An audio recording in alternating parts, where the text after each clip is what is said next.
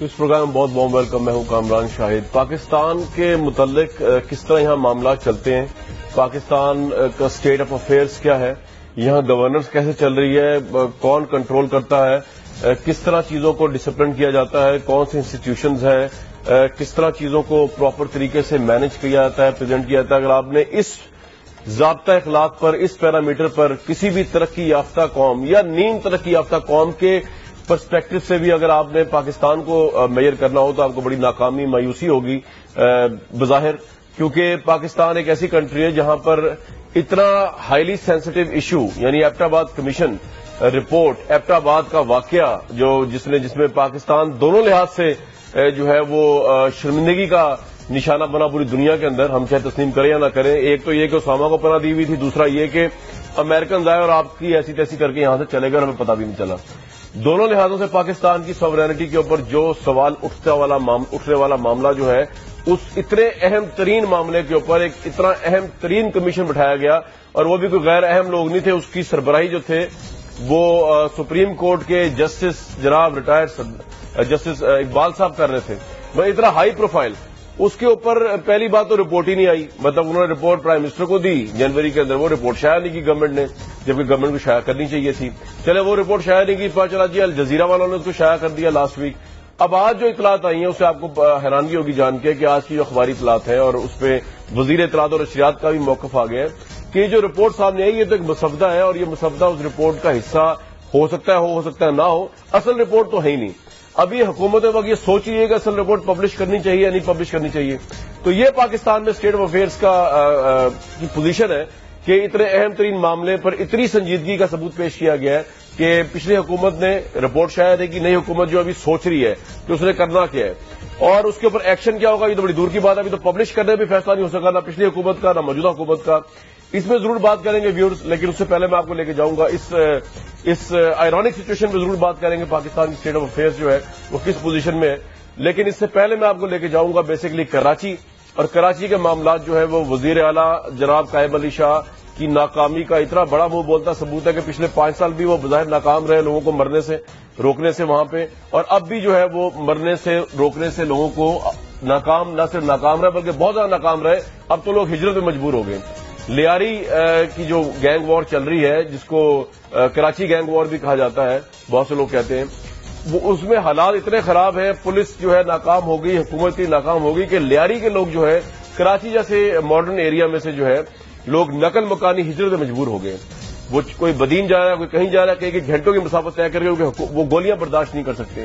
گھروں کے آنگنوں میں گولیاں پڑ رہی ہیں, اور وزیر اعلیٰ سندھ قائم علی شاہ جو ہے وہ میرے خیال سے ان کو پتہ ہی نہیں چل رہا ہو کیا رہا ہے. بظاہر تو ایسے ہی لگ رہا ہے. ہم آپ کو لے کے جاتے ہیں بدین, جہاں پہ روزے کی حالت میں عورتیں بچے جو ہیں برے حالوں بدحالی, حکومتی مشینری کی تحفظ کے بغیر, فیسیلیٹیشن کے بغیر کس حالت میں رہ رہے ہیں, کیوں رہ رہے ہیں, کس طرح رہ رہے ہیں, اس میں آپ کو لے کے چلتے ہیں. ابھی بدین جہاں پہ لیاری سے لوگ جو ہے وہ حکومت کی نااہلیت کی وجہ سے حکومت سندھ کی اس وقت نقل مکانی میں مجبور ہو گئے, کیونکہ انہوں نے گولیوں سے بھی بچنا ہے اور انہوں نے اپنی زندگی بھی بچانی ہے. آئیے چلتے ہیں. جی, اس وقت میں موجود ہوں بدین سے 16 کلومیٹر دور درگاہ شاہ گریو کے مقام پر, جہاں پر گینگ وار اور ٹارگٹ کلنگ سے تنگ آ کر اگرا تاج لیاری سے لوگ نقل مکانی کر کے یہاں پر پہنچے ہیں. بدین کے شہروں میں بھی کافی سارے جو ایسے نقل مکانی کر کے اپنے رشتہ داروں کے پاس بھی ٹھہرے ہوئے ہیں. یہاں پر جو تعداد میں زیادہ تر عورتیں اور بچے شامل ہیں.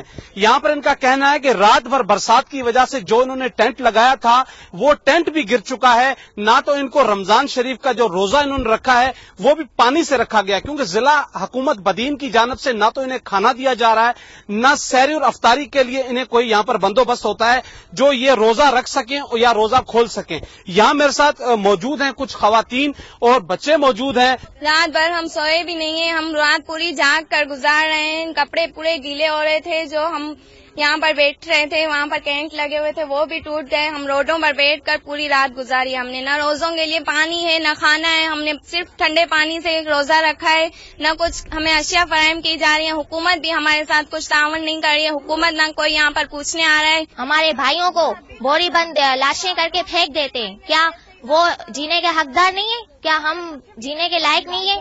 کیا لیاری والوں کا خون اتنا سستا ہے جو اس طرح سے بہا دیا جاتا ہے اور کوئی اس کے خلاف کوئی ایکشن نہیں لیتا ہے؟ لیاری میں بھی ہم بہت تنگ آ گئے تھے اور ادھر بھی ہم تنگ آ گئے. ہم لوگوں سے تعلیم چھین لی. وزیر اعظم نواز شریف, صدر آصف زرداری, کوئی دیکھنے والا نہیں ہے. جب ملالہ یوسفزئی پر فائرنگ ہوئی تو ان لوگوں کی لندن میں آواز پہنچ گئی, مگر ہمیں ادھر کوئی دیکھنے والا نہیں ہے. رمضان کا مہینہ ہے, خدا کے واسطے کچھ رحم کرو, ہم پر رحم کرو, ہمارے بھائیوں پر, کچھیوں پر رحم کرو. ہم لوگوں نے بھٹو صاحب کو ہی ووٹ دیا ہے. ہم لوگوں کو انہوں نے کیا دیا؟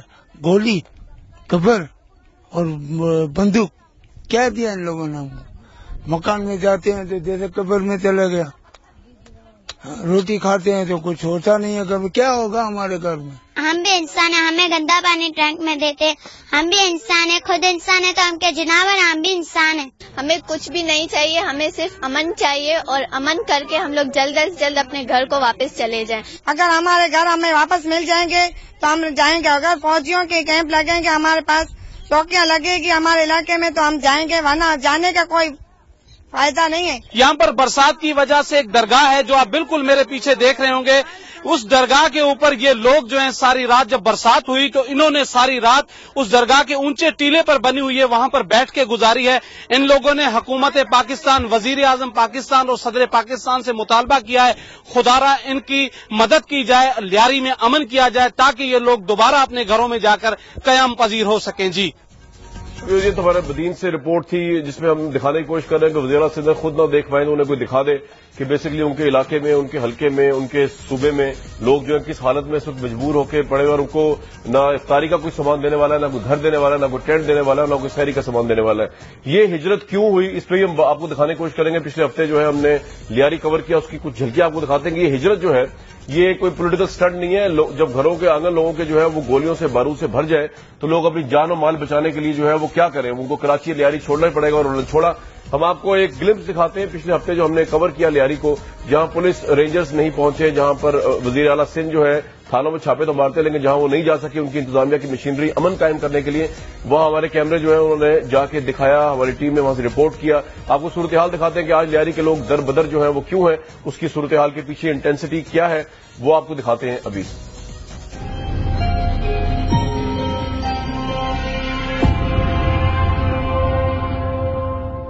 یہ لیاری ہے, لیاری کا مین گڑھ ہے جہاں پہ گینگ وار ہو رہی ہے پچھلے 3 ہفتے سے. میرے پیچھے جو ہے یہ پوری بلڈنگ اگر ہم اپنے کیمرے دکھا سکے چھلنی ہو چکی ہے.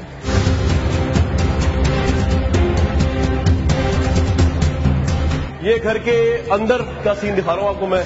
بلٹ اندر تک ہے, کسی کو بھی لگ سکتی ہے. گھر میں بچے بھی ہوتے ہیں, عورتیں بھی ہوتی ہیں جن کا کوئی تعلق کسی کرائم یا کسی پارٹی سے نہیں ہوتا. یہ اگر آپ کیمرے کی نظر سے دکھا سکیں, یہ کمرہ ہے, کمرے کے اندر چھدی ہوئی دیواریں ہیں جہاں پہ آج تھوڑی دیر پہلے جو ہے فائرنگ ہو کے ہٹی ہے, جہاں سے ہم آپ کو رپورٹ کر رہے ہیں. اب آپ اس سے اندازہ لگائیں, یہ دیکھیں آپ, ہٹ جائیں, یہ کتنا بڑا سوراخ ہے, یہاں سے گولیاں نکلتی ہیں, باہر سے اندر آتی ہیں. عام انسان, عام لوگ یہاں پہ بستے ہیں. آپ امیجن کریں انٹینسٹی کہ لوگ اپنے گھروں میں محفوظ نہیں ہیں کراچی کے اندر. یہ آپ نے شاید لیبنان میں وار کے دوران دیکھا ہوگا, فلسطین کے مناظر ہو سکتے ہیں یا کسی بھی وار ٹوٹن ایریا کے ہو سکتے ہیں لائک عراق اور افغانستان. پاکستان جیسی کنٹری جہاں کوئی سول وار نہیں ہو رہی, جہاں باہر سے کسی دشمن نے اٹیک نہیں کیا, وہاں پر شہری اپنے گھروں کے اندر محفوظ نہیں ہے. یہ دیکھیں, یہ جب سامنے سے فائرنگ ہوتی ہے تو یہ عام گھر کی چھتیں جو ہے, یہاں پہ کوئی گینگسٹر نہیں رہتے, عام لوگ رہتے ہیں. باہر سے فائرنگ ہوتی ہے اور عام لوگ نشانہ بنتے ہیں جو یہاں کے رہنے والے ہیں. اچھا, یہاں پہ بھائی کہ کیا ہوا ہے؟ یہ سر گرنیڈ گرے, آپ کو دیکھ سکتے ہیں. گرنیڈ ہے یہ؟ جی سر, یہ دیکھ سکتے ہیں ویورز, یہ گھروں کی, یہ میدان جنگ میں نہیں گرنیڈ گرا, یہ گھروں کے چھتوں کے اوپر راکٹ سے یہاں پہ فائرنگ ہوئی ہے. آپ دیکھ سکتے ہیں گھر خالی ہیں. یہ جگہ جو ہے یہ مورچہ ہے. ہمیں بتایا گیا کہ یہاں سے ان کے گھروں کو, گھر والوں کو نکال کے جو مخالفین ہیں, مخالف گروپ ہے, وہ یہاں بیٹھ کے یہاں سے فائرنگ کرتا ہے. یہ ابھی شہر بھی ملا ہے, اگر کسی ٹانگ میں لگ جائے تو ساری زندگی کے لیے انسان جو ہے وہ پہنچ جاتا ہے. یہاں سے فائرنگ کی جاتی ہے, کبھی اس سائڈ پہ کبھی اس سائڈ پہ. یہ بیسکلی گھر کا برآمدہ نہیں ہے, یہ گھر کا برآمدہ ہوا کرتا تھا, اب یہ مورچہ بن چکا ہے. آپس میں گھر جڑے ہوئے ہیں, تو کس طرح مخالفین جو ٹارگٹ کلرز ہیں ایک دوسرے کے گھروں میں کس طرح آتے ہیں دیواریں توڑ کے. یہ میں آپ کو اگر دکھاؤں, یہ وہ گھر ہے جہاں کے لوگ بیسکلی گینگ وار کی وجہ سے بھاگ چکے ہیں, یہاں سے نقل مکانی کر چکے ہیں. یہ پہلے دیوار ہوا کرتی تھی آج سے کچھ گھنٹے پہلے تک, لیکن جب یہ مورچہ بنا پھر کچھ دیر پہلے, اب تو گینگسٹر چلے گئے ادھر سے ہمارے آنے سے کچھ دیر پہلے, لیکن جب یہ مورچہ بنا تو یہ دیوار کو توڑا گیا. کہ لیاری کے آپ کو بیچ میں لے کے جا رہا ہوں, رپورٹ کر رہا ہوں آپ کے لیے. بڑی ڈینجرس جگہ ہے, یہاں پہ فائرنگ ہو رہی ہے اور فائرنگ آپس کے گروپس کے بیچ میں ہو رہی ہے. ہم آپ کو صرف رپورٹنگ کی خاطر دکھانے کے لیے آئے. یہ دیکھیں, یہ دوسری دیوار آپ کے توڑ کے یہ اندر گھس کے دوسروں کے گھروں میں قبضہ کیا ہے. مخالف کمیونٹیز, مخالف گینگ وارز کے لوگوں نے. یہاں وہ بندہ نظر نہیں آئے گا, یہ آنٹی بھی نظر آ رہی ہیں, ان سے جاننے کی کوشش کرتے ہیں. لوگ تو چلے گئے یہاں سے, خاموشی ہے, ایک ویرانہ, ایک سکوت تاری ہے اس جگہ پہ. جی آپ تو واحد بھی یہاں نظر آ رہی, لوگ تو یہاں چلے گئے یہاں سے. بس سب چلے گئے ہیں, لیکن کیا کریں, میرا کوئی ہے نہیں, دور دراز بیٹھے ہوئے ہیں. تو آپ چھپ کے بیٹھی ہوئی ادھر؟ لیکن میں اپنے بڑائیوں کے چھپ کے بیٹھی ہوئی ہوں, میں اپنے گھر سے نہیں جا سکتی. اس جگہ پہ تو کوئی بھی نہیں رہ رہا, لوگ نقل مکانی کر چکے ہیں. یہ ہم آپ کو دکھا سکتے ہیں فائرنگ کے نشان. اگر ہم نیچے بھی دکھائیں آپ کو, پوری اسٹریٹ جو ہے, اور یہاں پہ ویرانہ ہے, کوئی بندہ نہ بندے کی ذات. کاروبار بند, گھر بند, گھر مورچے بن چکے ہیں گینگ وارز کے, اور لا انفورسنگ ایجنسیز یہاں موجود ہی نہیں ہے. کوئی انسان آپ کو یہاں نظر نہیں آئے گا. لوگ ان گھروں کو چھوڑ کے جا چکے ہیں. جو یہ پوزیشن ہے لیاری کی, اور وزیر اعلیٰ سندھ کے سامنے ساری صورتحال ہے. ہم اپنے رپورٹر کے پاس جاتے ہیں اور ہمیں بتائیں گے بیسکلی ہجرت میں لوگ مجبور ہوئے. تو کراچی کی جو حالت ہے, سپریم کورٹ نے جو افسروں کی آؤٹ آف ٹرن ترقیاں منسوخ کی ہیں, اس سے مزید ورس ہوگی, یا لگتا ہے کہ لا اینڈ آرڈر بہتر ہو جائے گا کہ لوگ واپس اپنے گھروں میں آ جائیں. بابر ہمارے ساتھ موجود ہے کراچی سے. بابر, یہ لیاری جو ہے اس میں بلال موجود ہے ہمارے ساتھ, ہمارے رپورٹر جو ہے کراچی سے. بلال صاحب, یہ بتائیے گا کہ یہ جو لوگ مجبور ہوئے ہیں اس وقت بدین جانے پہ, obviously یہ کوئی پولیٹیکل اسٹنٹ تو نہیں ہے, تو حکومت اتنی ناکام ہوگی ہے کہ نہ وہ ان کو روک سکی, نہ وہاں فیسلٹی پرووائڈ کر سکی بدین میں جو لوگ ہجرت کر کے گئے, اور نہ یہاں امن پرووائڈ کر سکی. وزارت اعلیٰ سندھ کی بات ہو رہی ہے اس وقت. جی بالکل, وزارت سندھ جو ہے, حکومت سندھ اس پورے معاملے میں جو ہے وہ ناکام نظر آئی ہے. 10 روز سے زائد کا وقت ہو چکا ہے. یہاں پر جو مسلح گروپ ہیں وہ لڑ رہے ہیں لیاری, آگرہ تاج, ہنگورہ باز اور اطراف کے علاقوں میں. بدستور جو کشیدگی ہے وہ ابھی بھی جاری ہے, وقفے سے فائرنگ کی جاتی ہے. رات میں جو ہے یہ معاملات شدت اختیار کر جاتے ہیں, جس کی جانب سے حکومت سندھ کی جانب سے بھی 12 نوٹس لیے گئے. وزیر اعلیٰ سندھ سید قائم علی شاہ نے خود نوٹس لیا, لیکن اس کے باوجود نہ ہی یہاں پر چوکیاں بنوائی گئی جو چوکیوں کا کہا گیا پولیس اور رینجرز کی, اور نہ ہی ان کے مسائل حل کیے گئے. ٹیبل ٹاک کے ذریعے دونوں جو برادریز ہیں ان کو چپ کرا دیا جاتا ہے اور ان کو کہا جاتا ہے کہ صلح ہو گئی, لیکن جو گراؤنڈ ریالٹیز ہے وہ وہاں پر لڑائی ابھی بھی جاری ہے.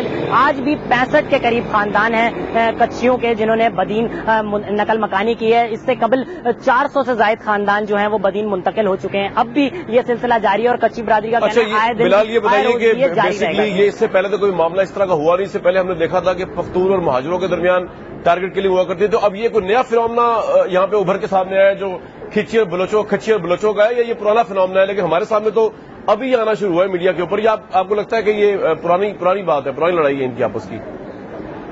کامران صاحب, پہلے بھی یہ ہوا کرتا تھا یہاں پر, لیکن اتنا ایکسٹریم پر نہیں ہوا کرتا تھا. لیکن جو اب جو ہوا ہے یہ بہت ایکسٹریم پر ہو رہا ہے, کیونکہ 2 گروپوں میں باقاعدہ مورچے بنا کر مسلح افراد ایک دوسرے پر فائرنگ کرتے ہیں. اس پورے واقعے میں پولیس کو علم ہے, سب علم ہے پولیس کو. پولیس باہر موجود ہوتی ہے پیکٹس پر, لیکن اندر کون جائے. پولیس حکام کا کہنا ہے کہ ہمارے پاس اسلحے کی قلت ہے, ہمارے پاس اسلحہ جو نائٹ ویژن گنز ہیں وہ نہیں ہے. ہم دن میں تو وہاں پر پہنچتے ہیں لیکن رات میں نہیں جا سکتے. بتائیے کہ یہ کوئی خاص ایک کمیونٹی ہے جو نقل مکانی کر رہی ہے, کوئی وہاں 2 کمیونٹیز ہیں بلوچی اور کچھی جو ہیں, تو دونوں ہی کر رہے ہیں, یا ایک کمیونٹی کو جا رہی ہے یہاں سے چھوڑ کے لیاری کو؟ زیادہ تر جو اس سے متاثر ہو رہے ہیں وہ کچھی برادری ہو رہی ہے, لیکن جو دیگر جو ہیں بلوچ ہیں وہ بھی اس سے متاثر ہو رہے ہیں. لیکن ان کا کہنا ہے کہ ہم جائیں تو جائیں کہاں. وہ فی الحال ابھی بھی اپنے لیاری میں ہی موجود ہیں, کیونکہ لیاری بہت بڑا ہے. یہ جو وہاں پر بلال صاحب یہ تاثر ہے کہ جو پیپلز امن کمیٹی ہے اور جس میں عزیر جان بلوچ صاحب جو ہے وہ بھی ان کے لوگ شامل ہیں, ان کو حکومت سندھ کی پیپلز پارٹی کی سپورٹ حاصل ہے. تو یہ کس حد تک صحیح بات ہے, اور کیا اس سپورٹ کو جو ہے پھر وہ منفی مقاصد کے لیے استعمال کیا جا رہا ہے لیاری کی گینگ وار میں, یا آپ کو لگتا ہے ایسا نہیں ہے؟ بالکل, یہ جب پولیس حکام ہم ان سے پوچھتے ہیں تو وہ کہتے ہیں ایسی کوئی سپورٹ یہاں پر ان کو نہیں دی جا رہی, نہ ہی ان کو کوئی سپورٹ دی جاتی ہے. رینجرز اور پولیس کی جانب سے یہی ہے. رینجرز اور پولیس کا یہ کہنا ہے کہ ہمیں اگر اعلیٰ حکام کہیں تو ہم بیانڈ دا لمٹ جا کر یہاں پر کاروائی کریں, لیکن ہمیں ابھی تک کوئی آرڈر. صاحب موجود تھے, کراچی کے حالات ہیں اس پہ آپ کو اپڈیٹ کرتے رہیں گے. لیاری میں لوگ رمضان کے مہینے میں جو ہے وہ ہجرت مجبور ہو گئے, اور یہ وزیر اعلیٰ سندھ کے لیے جو ہے وہ لمحہ فکری ہے. اگر وہ فیل کرنے کی کوشش کریں پچھلے 5 سال جس طرح انہوں نے کیا ہے, ویسے تو نہیں لیکن اس طریقے سے اس طرح کرنا چاہیے.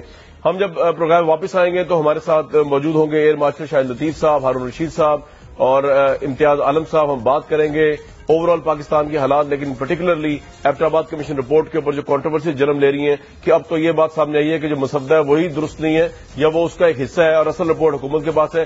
اس سے بڑا سوال یہ حکومت سے پبلش کب کرتی ہے اور اس میں کیا ایکشن لیتی ہے، اور ایکشن لینا جو ہے وہ کس کے خلاف ہے.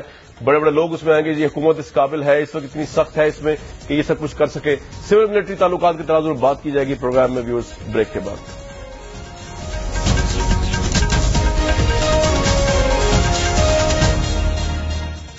پروگرام بہت بہت ویلکم ویورز. بات کر رہے ہیں کراچی کی ایبٹ آباد کمیشن رپورٹ کی. کراچی کا معاملہ بھی غیر اہم نہیں ہے، بہت امپورٹنٹ ہے. ہارون رشید صاحب یہ بتا دیجئے کہ آپ تو کافی عرصے سے دہائیوں سے دیکھ رہے ہیں کراچی کے حالات کو کہ لوگ ہجرت میں مجبور ہو گئے. مطلب یہ پیپلز پارٹی کی حکومت کی بہت بڑی ناکامی کہیں گے، وہاں پہ پیپلز امن کمیٹی کی ناکامی کہیں گے، کس کی ناکامی کہیں گے اس سارے معاملے کو؟ بھائی پیپلز امن کمیٹی کا تو کوئی جواز ہی نہیں ہے. عجیب بات ہے کہ سپریم کورٹ فیصلہ دے چکی ہے کہ 4 گروہ ہیں جو بھتہ وصول کرتے ہیں، جنہوں نے مسلح گروہ بنا لیے ہیں اور ان کے خلاف حکومت کوئی کارروائی نہیں کرتی. یہ کس طرح گینگ وار وہاں ہو رہی ہے؟ اگر آپ پولیس کو فری ہینڈ دیں، 95 میں یہاں پولیس نے ہی امن قائم کیا تھا. اگر انٹیلیجنس ٹھیک ہو اور پولیس کام کرنا چاہتی ہے اور اسے کام کرنے دیا جائے تو اس طرح کے گینگز کیسے پھل پھول سکتے ہیں؟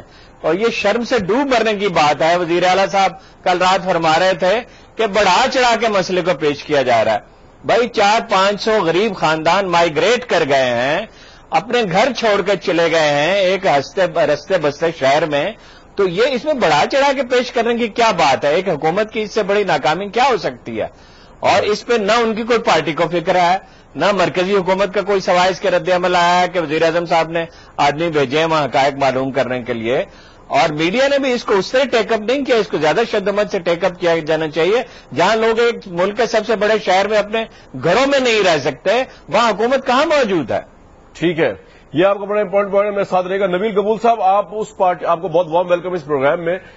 آپ اس پارٹی کا حصہ رہے ہیں پچھلے 5 سال جس کے اوپر ہارون رشید صاحب اور دوسرے بہت سے کریٹک کے سوال اٹھاتے ہیں کہ وہ ناکام رہی لیاری اور کراچی میں امن لانے میں. اب آپ جس پارٹی کا حصہ ہے وہ بھی اس الائنس کا حصہ تھی، تو سر آپ پہ تو بہت بھاری ذمہ داری ہوتی ہے کہ لیاری کے لوگ آج ہجرت میں مجبور ہو گئے. نبیل قبول صاحب، کامران بہت اچھا ہوتا کہ آپ کسی حکومت کے وزیر کو لیتے اور وہ اپنا بیان کرتے کہ ان کی یہ جو ناکامی ہے یہ 3 سال پہلے سے ہی شروع ہوئی تھی.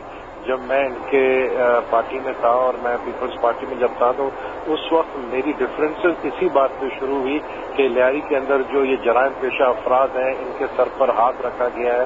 یہ ہاتھ ہٹا دیں، نہیں تو یہی لوگ لیاری کے لیے بھی کیا پیپلز پارٹی کے لیے مصیبت بنیں گے. لیکن میری بات نہیں سنی. میں سب سے پہلے مجھے ہی انہوں نے لیاری بدر کر دیا. اب تو لیاری کے عوام وہاں سے لیاری بدر ہو گئے ہیں. وہاں پر تقریباً آپ کہہ رہے ہیں 300-400 خاندان، پورے 5000 لوگ جو ہے مندرا محلہ ہنگور آباد آگرہ وقت کالونی سے ہجرت کر کے گابیجی اور بدین چلے گئے. یہ تو ٹوٹلی ناکامی سندھ حکومت کی ابھی سے نہیں ہے، پچھلے 3 سال سے چلی ہوئی آ رہی ہے. اب بات یہ ہے، یہ قائم علی شاہ کی بس کی بات ہی نہیں. اس وقت جب میں قائم علی شاہ کو کہتا تھا تو وہ کہتا تھا یار میں مجبور ہوں تو اوپر بات کرو. جب میں اوپر بات کرتا تھا تو وہ کہتے تھے کہ یہ آپ انٹرفیئر نہیں کریں، let the home minister handle it, Zulfiqar Mirza.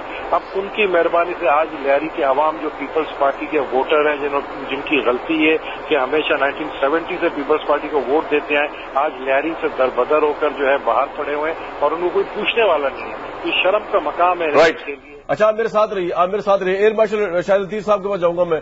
سر، آپ کی فرٹرنیٹی کے حوالے سے، سیکورٹی کے حوالے سے بات کرنا جائے گا. وہاں تو کراچی کا اتنا امپاسبل بن گیا کہ رینجرز اور پولیس بھی وہاں رینجرز ہی فیل ہو جاتی ہے. یا آپ سمجھتے ہیں کہ اوپر سے کمانڈ ہی نہیں آتی ان کے پاس کہ امن قائم کیا جائے؟ جی شاہد لطیف صاحب. دیکھیں کامران صاحب، میں تو اس کو براڈ اس کا ویو اگر لوں تو میں یہ کہنے میں حق بجانب ہوں گا کہ یوں لگتا ہے کہ حکومت نام کی کوئی چیز ہی نہیں رہی. آپ یہ دیکھیے کہ اس ملک کو کب سے دہشت گردی کا سامنا ہے اور دہشت گردی کے خلاف جو سٹیپس لیے جانے چاہیے تھے کیا وہ حکومت نے سنجیدگی سے لیے؟ کراچی اس کی خاص مثال ہے جو سب سے زیادہ اس چیز سے بری طرح متاثر ہوا ہے. اور کراچی پاکستان کی اکانومی کی ہب ہے. اگر اس شہر پہ بھی ہم نے اس طرح اپنی اس کو ڈھیل دی ہوئی ہے تو پھر باقی حل کیا ہے؟ اس کا حل کیا ہے؟ فوج کے حوالے کر دیا جائے؟ کیا کیا؟ حل بڑا سمپل ہے. حل بڑا سمپل ہے جی. حل بڑا سمپل ہے. حل یہ ہے کہ نیت ہونی چاہیے. کیا حکومت کے پاس مشینری نہیں ہے؟ کیا رینجرز اور ایف سی جو ہیں وہ استعمال کرنے کے لیے آپ کو نہیں دیے گئے؟ اس کے علاوہ بھی ایک پروویژن ہے آئین میں، اگر آپ کے ہاتھ سے باہر ہوتے ہیں حالات تو آرمی کو بلوایا جائے. یہ آئین میں اس کی پروویژن ہے. آپ نے لوگوں کو اللہ کے سہارے پہ بے یارو مددگار چھوڑ دیا کیونکہ آپ کو کوئی نقصان نہیں ہو رہا، غریب لوگ مارے جا رہے ہیں. اور بالکل میں اس سے اتفاق کرتا ہوں کہ پارٹیوں نے اپنے ملیٹنٹ ونگز بنائے اور یہ سپریم کورٹ کی اس کے اوپر رولنگ ہے، اس کے اوپر آج تک کوئی ایکشن ہوا. ہم کیسے کہیں؟ آپ تو پروڈیوسر صاحب سے کہوں گا شرجیل میمن صاحب کو لینے کی کوشش کریں ٹیلی فون لائن پہ. نبیل قبول صاحب ہمارے ساتھ موجود ہیں اور ہارون رشید صاحب آپ فرما رہے ہیں کہ جرائم کی سرپرستی جو ہے وہاں پہ ہوتی ہے، ملیٹنٹ ونگز ہے، سپریم کورٹ نے بھی کہا ہے. نبیل قبول صاحب نے بھی یہی کہا تھا کچھ ڈفرنٹ پیراہے میں کہ اگر آپ نے وہاں پہ پولیٹیکلی کام کرنا ہے تو حالات اتنے خراب ہو چکے ہیں کراچی میں آپ کو کوئی نہ کوئی جرم کا گروپ رکھنا پڑے گا اپنے ساتھ. تو سر حالات تو سب پارٹیز کے کنٹرول سے باہر جا چکے ہیں ہارون صاحب. نہیں کنٹرول سے کیوں باہر ہیں؟ جی کنٹرول سے اس لیے باہر ہے کہ پولیس میں بھرتی ہے یا ایم کیو ایم والا ہو سکتا ہے یا پیپلز پارٹی والا ہو سکتا ہے. جو مرضی پولیس کرتی رہے، جرم کرتی رہے، کہ اس کو پوچھنے والا نہیں ہے. سیاسی پارٹیوں کے لوگ اندر بیٹھے ہوئے ہیں. پنجاب میں بھی یہ ہو چکا ہے. 89 میں جب نو کانفیڈنس موو آئی تھی نواز شریف کے خلاف تو 25,000 پولیس والے ارکان اسمبلی نے بھرتی کرا لیے تھے. اب وہ دیکھیں کہاں پہنچ چکے ہوں گے. پولیس کا پولیٹیسائز ہونا سب سے بڑا مسئلہ ہے. پولیس اگر انڈیپینڈنٹ ہے اور اسے کام کرنے دیا جاتا ہے اور انٹیلیجنس اس کی مدد کرنے کے لیے موجود ہے، سوال یہ ہے کہ آئی بی کیوں ایفیشینٹ نہیں ہو سکتی؟ اس لیے ایفیشینٹ نہیں ہو سکتی اور پولیس اس لیے ایفیشینٹ نہیں ہو سکتی کہ حکومت اسے اپنے مقاصد کے لیے استعمال کرتی ہے.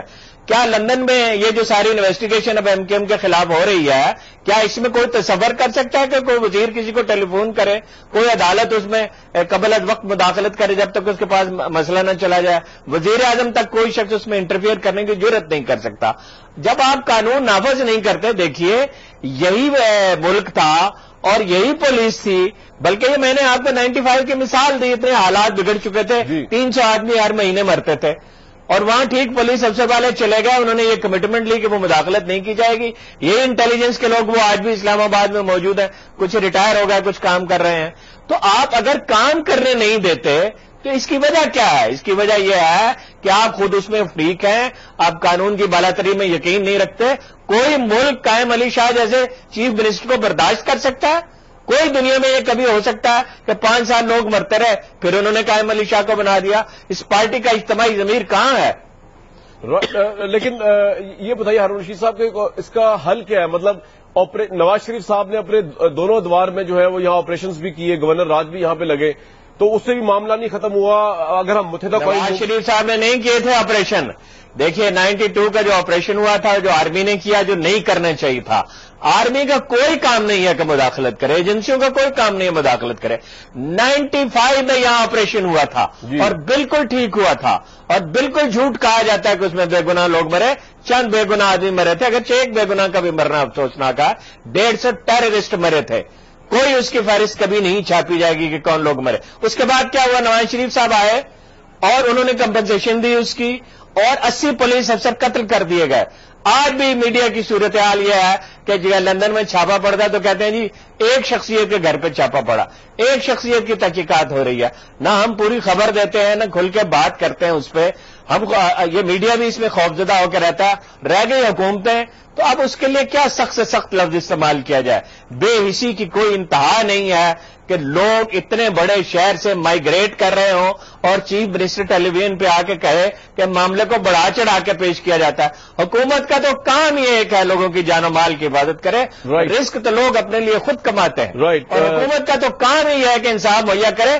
کس طرح یہ پیپلز امن کمیٹی والے اور کس طرح یہ دوسرے دھڑوں والے ٹیلی ویژن پہ آ کے 1 گھنٹے کے انٹرویو دیتے ہیں اور کس طرح اس کو برداشت کیا جاتا ہے؟ اور عدالت کہاں ہے اور اس کا نوٹس کیوں نہیں لیتی؟ رائٹ، عدالت کہاں سے نوٹس کیوں لیتی؟ اس میں نبیل قبول صاحب کو میری آواز آ رہی ہے؟ جی میں سن رہا ہوں. اچھا نبیل صاحب مجھے کوئی سوال کا جواب دے دیجیے، اس کے بعد میں آگے چلنا ہے کہ اب آپ آبویسلی آپ نے متحدہ قومی موومنٹ کو جوائن کیا، تو سر آپ خود بھی جو ہے جس پارٹی میں اس میں گئے اس کے متعلق سپریم کورٹ جو ہے وہ تمام پارٹیز کے متعلق بات آپ نے پیپلز پارٹی کا عسکری ونگ ہے تو انہوں نے یہ کہا سپریم کورٹ نے کہ ایم کیو ایم کا بھی عسکری ونگ ہے تو اے این پی کا بھی. تو آپ خود بھی تو اگر لیاری کے حالات سدھارنا چاہ رہے تھے تو آپ کسی ایسی پارٹی میں چلے جاتے جس کے متعلق سپریم کورٹ کی ایٹ لیسٹ یہ رولنگ نہ ہو کہ وہ ملیٹنٹ ونگز رکھتی ہے. یا آپ سمجھتے ہیں کہ نہیں ملیٹنسی کے بغیر وہاں کام ہو ہی نہیں سکتا، امن آ ہی نہیں سکتا؟ نبیل قبول صاحب मैं सिर्फ ये कह रहा हूँ कि मैंने पीपल्स पार्टी छोड़ी इसी वजह से कि मेरी बात नहीं सुनी जा रही थी, और जो आज हो रहा है लियारी में ये मैं 3 साल पहले बता चुका था। अब आप कहते हैं कि मैंने ये पार्टी छोड़ के दूसरी पार्टी में मिलिटेंट विंग में, ये तो आपने सुप्रीम कोर्ट के चीफ जस्टिस ने 1 साल पहले यहाँ पे इंस्ट्रक्शन देके चला गया, लेकिन उसके बदले में क्या हुआ कि और ज्यादा क्रिमिनल स्ट्रांग हो गए। मैं तो कहता अक्रॉस द बोर्ड कार्रवाई होनी चाहिए। अगर मिलिटेंट विंग जिस पार्टी में भी है, जहाँ पे भी है, जो भी क्रिमिनल्स है, सबके खिलाफ करें तो सही। आप खुदा के लिए आप लियारी को एक मॉडल तो बनाए। आपकी रेंजर्स जो है वो कहती है जी यहाँ पे पॉलिटिक्स हो रही है, हम बीच में इंटरफेयर नहीं करेंगे। राइट नवीन साहब, ये आपका पॉइंट ऑफ व्यू आ गया, लेकिन ऑब्वियसली आप पे भी उसकी जिम्मेदारी एक हद तक इसलिए आएगी क्योंकि आप कह रहे हैं कि आपने इसलिए छोड़ दी, पीपल्स पार्टी आपकी बात सुननी नहीं जाती थी। लेट्स सी एमक्यू में जाके आप किस तरह अमन ला सकते हैं कराची के अंदर या किसी और पार्टी में जाके, क्योंकि सबसे इंपॉर्टेंट बात यही है कि अगर आप इलेक्टेड मेंबर हैं तो आप पे सबसे पहली जिम्मेदारी जो है वो लोगों की जानो माल की, और आपके अपने एरिया लियारी से लोग नकल मकानी मजबूर है, अगरचे आप वहां से एमएलए नहीं है। व्यूअर्स, प्रोग्राम एक ब्रेक में जाएंगे, ब्रेक से वापस आएंगे तो हमारे पैनलिस्ट हैं, उनसे बात करेंगे। इम्तियाज आलम साहब भी हमारे साथ मौजूद होंगे, इसके अलावा हारून रशीद साहब भी हैं, और air marshal retired Shahid Latif साहब हैं। एबटाबाद कमीशन रिपोर्ट जो है उसमें क्या होने जा रहा है और वो असल रिपोर्ट कौन सी है वो कब बाहर आएगी, इस पर बात करते हैं इस प्रोग्राम में ब्रेक के बाद।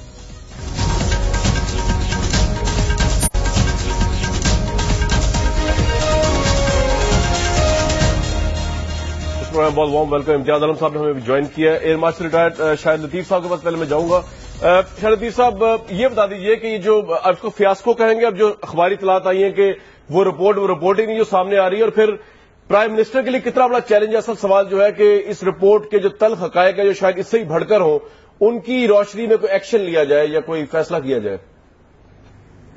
देखें कामरान साहब, बहुत ही बदकिस्मती है हमारी कि आज तक जितने भी कमीशंस बैठे उनका जो नतीजा सामने आया उसके ऊपर हम आज तक कंफ्यूज हैं, क्योंकि कौम के साथ उनको शेयर ही नहीं किया गया।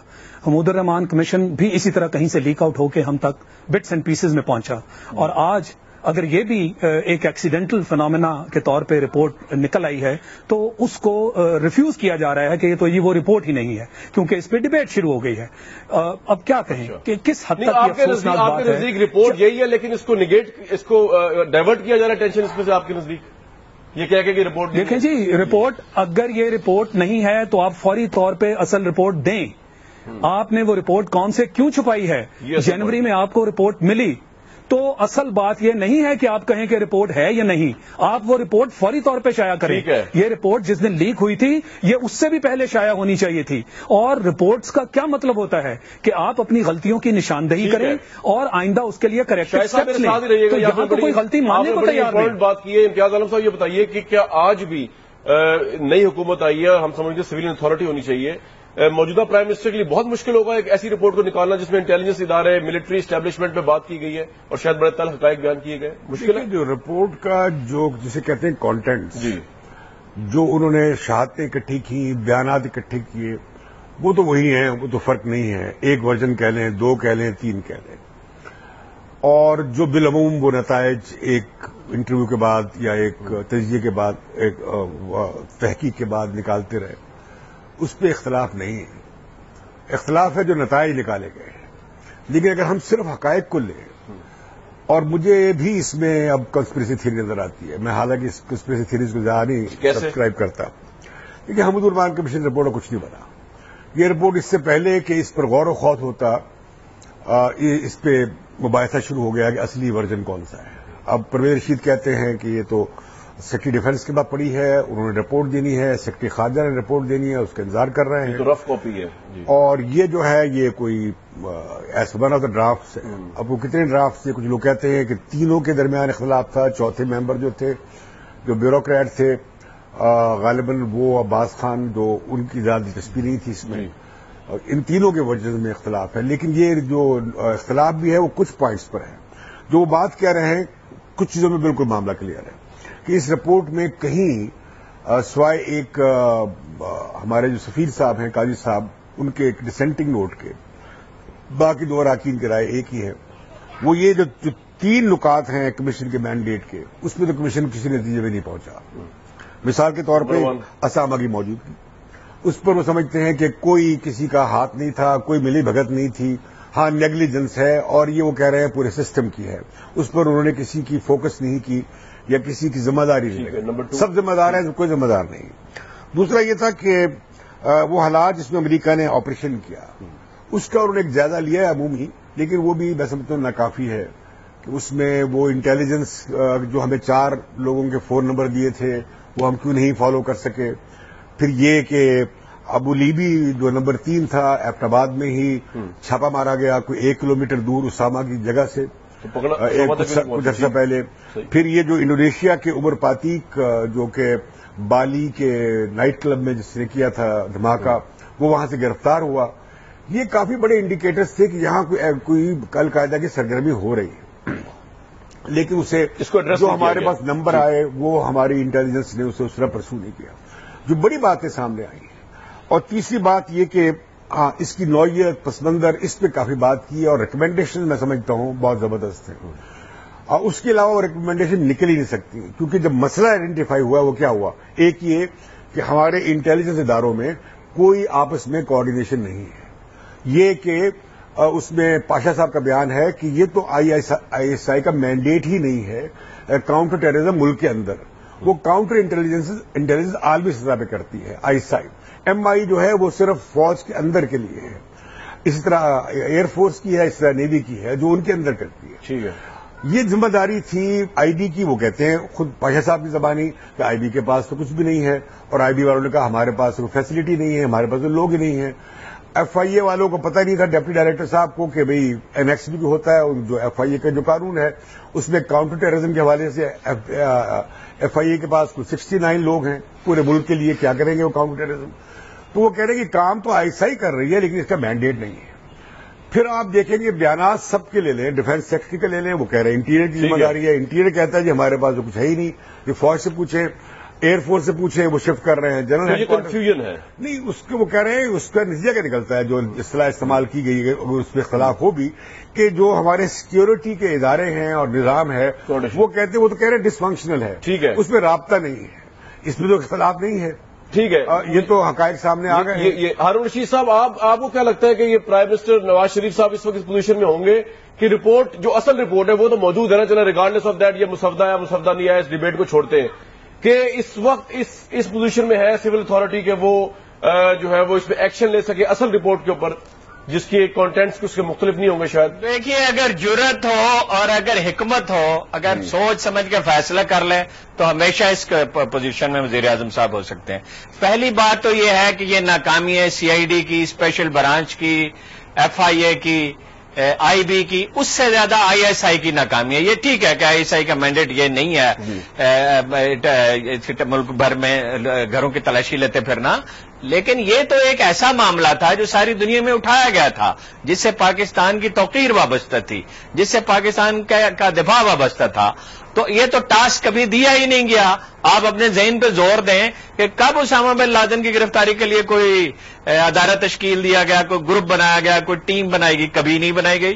مشرف تو اس سے انکار کرتے رہے، اور پیپلز پارٹی کی حکومت کی پالیسی یہ تھی کہ سب کچھ فوج پہ چھوڑ دیا. فوج پہ کیوں چھوڑ دیا جائے؟ یہ سول حکومت کی ذمہ داری ہے. اسی طرح ابھی نواز شریف صاحب کلیئر نہیں ہے ٹیررزم کے بارے میں انہوں نے کیا کرنا ہے. وہ کہتے ہیں مذاکرات کریں گے طالبان سے. کس سے مذاکرات کریں گے؟ یہ معلوم ہے کس سے مذاکرات کریں گے اور کن ٹرمز میں مذاکرات کریں گے. اگر وہ کلیئر ہو حکومت. دیکھیے معاملہ یہ ہے آئی ایس آئی کا کیا کام ہے اور فوج کا کیا کام ہے ان چیزوں سے ڈیل کرنا. ٹھیک ہے سر. حکومت کا کام ہے پالیسی بنانی. اب جس کو نیشنل سیکورٹی پالیسی کہہ رہے ہیں، پالیسی بنائیں اور اسے نافذ کریں اور قوم کو اعتماد میں لیں. لیکن پوری بات ہی نہیں کرتے. ٹھیک ہے لیکن آپ کا پوائنٹ آ گیا، طالبان پنجاب کو ٹارگٹ نہ کریں. ٹھیک ہے یہ آپ کا پوائنٹ آ گیا. لیکن امتیاز عالم صاحب یہ کنفیوژن تو کہیں پہ بھی نہیں موجود ہے کہ بیسکلی پچھلی حکومت کے پورے 5 سال فارن پالیسی بھی پاکستان کی اسٹیبلشمنٹ کے انفلوئنس کے زیر تحت چل رہی تھی. انڈیا تعلقات کیسے ہوں گے امریکہ سے کتنے زیر تحت چلتی رہی؟ سر یہ مطلب وہ میں یہ نہیں کہہ رہا، میں اس وقت یہ ڈٹرمن نہیں کر رہا. اپنے کام دھندے تو یہ ٹھیک کرتے ہیں، دیکھیے اپنے کاروبار بھی یہ ٹھیک کرتے ہیں، بین الملک جائیدادیں بھی خریدتے ہیں، اپنے سارے مفادات. میں تو کہہ رہا ہوں یہ ان کی نیگلیجنس ہے، لیکن امتیاز صاحب یہ تو اس حکومت کی اتھارٹی تھی جس پارٹی کی آرمی کو آپ کے ساتھ ہی اسٹیبلشمنٹ کو اپنے انفلوئنس میں لے آتی ہے. یہ باتیں کہنا آسان ہے. پاور سٹرکچرز ہیں بڑے عرصے سے بنے ہوئے ہیں. فوج نے طویل عرصہ پاکستان میں حکمرانی کی ہے. جب فوج کا چیف آف آرمی اسٹاف صدر بھی ہوگا، چیف ایگزیکٹو بھی ہوگا، پرائم منسٹر کے اختیارات بھی ہوں گے اور وہ باقی سیکورٹی کے اداروں کو، سول بیوروکریسی کو، سب کو، اور وہ سیاسی جماعتوں کی توڑ پھوڑ بھی کریں گے اور ان کے لیڈروں کو پھانسی لگائیں گے یا بھجوائیں گے، ملک بدل کریں گے. تو پارٹیوں کے ڈھانچے کمزور ہو گئے اور سیاسی پارٹیاں کمزور ہو گئیں بمقابلہ ریاستی ڈھانچوں کے. ٹھیک ہے. اب اس میں وہ اسپیس مشکل سے چھوڑتی ہے. ابھی بھی یہ اسٹرگل ہو رہی ہے اس وقت، بہت اس وقت بھی یہ اسٹرگل ہو رہی ہے کہ ایک ساری کمیشن کی رپورٹ میں بھی ہے. اور خود یہ جو کمیشن کی رپورٹ کے بارے میں جو تنازع کھڑا ہو گیا ہے، میں سمجھتا ہوں کہ یہ کیا گیا ہے تاکہ جو نتائج اخذ کیے گئے اس پر عمل درآمد نہ ہو. کس نے کیا ہے یہ رپورٹ، کسی نے خارج کی؟ یہ واللہ عالم. لیکن ایک بات میں کہنا چاہتا ہوں، جی اس رپورٹ کے پیچھے پوری پچھلی پارلیمنٹ کا اتفاق رائے تھا کہ کمیشن بنے. ٹھیک ہے. اعتراض یہ ہوا کہ بھئی یہ کمیشن پوری طریقے سے کنسلٹیٹو پروسیس سے نہیں بنا، تو لہذا جاوید اقبال صاحب نے، جسٹس جاوید اقبال نے انکار کر دیا اور خط لکھنا پڑا حکومت کو، چیف جسٹس نے اسے سینکٹیفائی کیا. ٹھیک ہے. اب یہ جو رپورٹ جو بھی ہے حکومت کے بعد جو کہتے ہیں اصل رپورٹ ہے، وہ رکھے پارلیمنٹ کے سامنے، بنائے پارلیمنٹ کی کمیٹی. اور میں کہتا ہوں اس رپورٹ کی بنیاد پر آپ clear national security policy parliament بنا سکتے ہیں اور بنانی چاہیے. یہ آپ کا پوائنٹ ہے. شاہد لطیف صاحب، ایک تو آپ خود بھی آئی تھنک کمیٹی کے سامنے پیش ہوئے تھے، تو آپ ہمیں بتا سکتے ہیں کہ جو کمیٹی میں آپ کا ورژن ہے وہ اس طرح ہے اس رپورٹ کے اندر.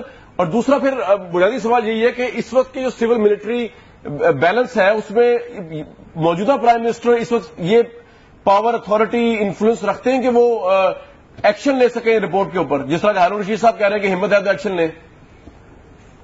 دیکھیں کامران صاحب، جو میرا کمیشن کے سامنے جانا تھا وہاں پہ اس طرح کی چیز میں نے پوائنٹ آؤٹ کی تھی کہ یہ جو کمیشن بنا ہے یہ فلی ریپرزینٹیٹو ہی نہیں ہے. وہ دو چیزیں تھیں اس کے اندر جو ہوئی تھیں. ایک تو ہمارا انٹیلیجنس فیلئر تھا، دوسرا آپ نے دیکھا کہ ایئر ڈیفنس میں آپریشنلی ہمارا ایک فیلئر ہوا. یہ دو ڈفرنٹ ایسپیکٹس ہیں. تو کمیشن میں کوئی ایئر ڈیفنس کے آپریشن جو ہیں بڑے اسپیشل آپریشن ہوتے ہیں ایئر فورس کے. تو اگر وہاں پہ کوئی ریپرزینٹیٹو ہی نہیں ہے، کوئی ایسا آدمی نہیں ہے جو ایئر ڈیفنس آپریشن. مجھے ایک بات بتائیے، آپ کی ساری کیریئر گزرا ہے، آپ ایئر مارشل رہے، مجھے یہ بتائیے کہ یہ کس طرح ہو گیا؟ ویسے ابھی تک مجھے سمجھ آتا ہے، سوال میرے ذہن یہ کس طرح ہو گیا؟ میں آپ کو کہتا معاف. جی یہ جو 4 لوگوں کا کمیشن بھی نہیں ہونا چاہیے، ایک آدمی کا کمیشن ہونا چاہیے. اچھا. اور اسے اختیار ہے، وہ جس سے مرضی بلا دے. یہ اس رپورٹ میں دیکھ لیں. چلیں یہ آپ کا موقف یہ ایئر ہیڈ کوارٹر میں گئے ہیں. انہوں نے یہاں تک جو نیویگیشن والے ہیں اور ایئر کنٹرول سسٹم والے، ان سے ٹیکنیکلی ان ایکسپرٹ سے پوچھا ہے کہ کیا کیا ہوا ہے. تو یہ مسئلہ کوئی نہیں ہوتا. اب جو 3 ورژن آ رہے ہیں، 4 ہیں، وہ یہ نہ ہوتا. پھر یہ آپ کا پوائنٹ ہوگا. ایئر مارشل صاحب مجھے بتائیے کہ آپ کا تو پروفیشن یہ رہا ہے. سر ہم تو بہت پرائڈ لیتے ہیں، آج بھی لیتے ہیں اپنی ایئر فورس کے اوپر اور اس کی اویئرنیس کے اوپر. یہ سمجھ نہیں آ رہا کہ یہ ہو کس طرح گیا کہ امریکہ نے آ کے آپریشن کر دیا اور ہمیں پتہ نہیں چلا. یہ ماننے کو ہم تیار نہیں ہو رہی پاکستانی قوم. جی میں ذرا امتیاز صاحب کا جو پوائنٹ تھا اس کو تھوڑا سا کلیئر کر دوں. بات یہ ہے کہ جب بھی کبھی انکوائری ہوتی ہے، فار ایگزامپل اگر aircraft investigation, accident investigation ہوتی ہے، تو وہاں انہی لوگوں کو بٹھایا جاتا ہے جو ایکسپرٹ ہوتے ہیں، تاکہ جب وہ بات سنیں تو اس میں سے صحیح نتیجہ اخذ. میرے سوال کا جواب دے دیں. اب آپ آ جائیں یہ آپریشن. اب یہ آپریشن کیسے ہوا؟ دیکھیں یہ آپریشن اس لیے ہوا کہ آپ نے ویسٹرن بارڈر کو حکومت کی طرف سے آپ نے خود کو ان کا الائی بنایا ہوا تھا، لہٰذا اس کو فرینڈلی بارڈر ڈکلیئر کیا ہوا تھا. اس کی وجہ سے وہاں جو ریڈارز تو ڈپلوائے آپ کرتے تھے، مگر ان ریڈارز کی جو آپٹیمم واچ ہونی چاہیے وہ آپ نہیں کر رہے تھے. میں یہ سمجھتا ہوں ذاتی طور پہ کہ اگر حکومت کی طرف سے ایسا ڈائریکٹو نہیں بھی تھا تو آپ کو ایک سیف گارڈ لینا چاہیے تھا، کیونکہ ویسٹرن بارڈر سے ڈرون اٹیکس بھی ہو رہے تھے، ہوسٹائل ایکٹیویٹی بھی ہو رہی تھی، تو وہاں سے ایڈوینچرزم ایکسپیکٹ کرنا چاہیے تھا، جو کہ فائنلی ہوا. آپ تو خیر مجھ سے زیادہ جانتے ہیں، لیکن اس دنیا میں یہاں پہ ریل پالیٹکس چلتی ہے. یہاں پہ تو کوئی کسی کا دوست ہی نہیں ہوتا، اور ہم کسی ایک بارڈر کو جو ہے وہ امریکہ جیسے دوست کے لیے، کسی بھی دوست کے لیے آئی ڈونٹ تھنک سو کہ کھلا چھوڑ سکتے ہیں، چھوڑنا چاہیے. چلیں یہ تو کمیشن کی رپورٹ کی فائنڈنگز آئے گی. امتیاز صاحب کا آخری ٹیک کیا اس کے اوپر؟ میں کہتا ہوں کہ بجائے اس کے ذمہ داریاں ایک دوسرے کے کاندھے میں شفٹ کریں، ہمیں سسٹم کو ٹھیک کرنا چاہیے اور پارلیمنٹ اس رپورٹ کی مالک بنے، اسے ڈسکس کرے، ایک ہائی پاور کمیٹی بنے دونوں ہاؤسز کی، اور وہاں پہ نیشنل سیکورٹی پالیسی بھی بنے، اور وہاں پہ جو ہماری جو ریفارم ہے سسٹم کے اندر، بھلے وہ ایویڈنس لا بدلنا ہے، بھلے آئی سی آئی کا مینڈیٹ بنانا ہے. آپ کو پتا ہے کہ آئی سی آئی کا کوئی کلیئر مینڈیٹ نہیں ہے. سر ٹائم ختم ہو باقی گیا. ایجنسیز کا مینڈیٹ. سر ٹائم ختم. ہارون صاحب آپ ایگری کرتے ہیں امتیاز صاحب کے سولوشن سے کہ پارلیمنٹ کی کمیٹی بنے اور وہ اسرٹ کرے اس کو اس رپورٹ؟ بہت شکریہ جی, بہت شکریہ. آج کا یہ پروگرام تھا, وقت کی بالکل قلت ہے, مطلب میں نہیں جی, نیشنل سیکورٹی پالیسی اس پہ ہمیں مزید اس پہ بات جاری رہے گی آئی تھنک, کیونکہ ابھی تو اصل رپورٹ ہی ہمارے سامنے نہیں ہے. یہ پاکستان میں اسٹیٹ آف افیئرس کی پوزیشن ہے, رپورٹ ہی سامنے نہیں ہے سر اتنے اہم ترین معاملے پہ. مجھے نیکسٹ ٹائم تک کے لیے جناب یہاں سے لاہور سے پاکستان سے اجازت دیجیے.